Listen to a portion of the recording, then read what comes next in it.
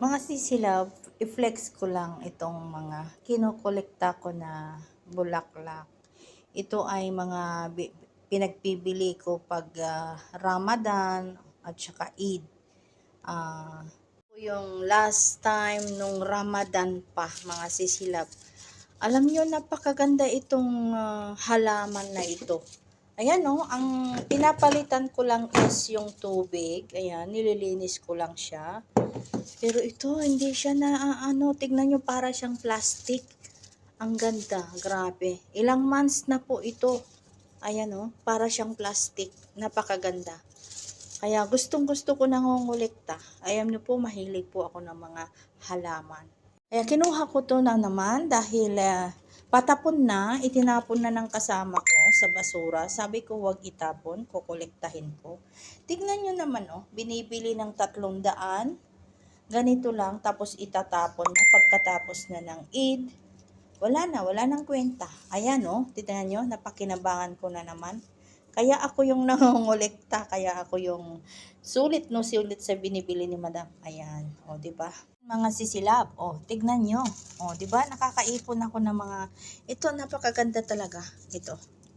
Kaya pag may makita kayong ganito na tinatapon, nako, kunin nyo, sayang. O, ang ganda, parang plastic siya. Pero hindi plastic, mga sisilab. Gusto ko mag-uwi nito. Sana ano siya ng ano ba yung tawag noon? Mag-ano siya ng roots para mabuhay. Wala akong makitang niya, ugat. Ayan. Pero ganyan lang talaga. Pinapalitan ko lang yung tubig. Ayan. Love ko talaga ang mga halaman. Kasi ang gandang tignan, mga sisilab. Kaya puno na naman tayo ng halaman dito sa kwarto ko. O, di ba? Napakagandang tignan. O. Fresh ito, mga sisilab. O, di ba? Ang ganda. Ito ang ganda ng niya, style niya. O, parang plastic. Ayan. Tignan niyo naman. Yan, green. Mahilig talaga ako mangolekta. Kaysa itapon, o di gagamitin ko pa pag malanta na hanggang mag-dry na ito, saka ko na itatapon. Pero ito, hindi siya talaga nalalanta. Ayan o.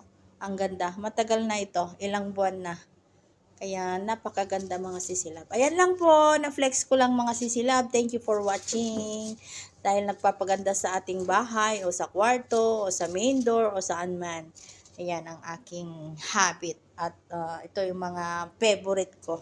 Mahilig sa bulaklak at mga halaman. Yan lang po. Bye-bye!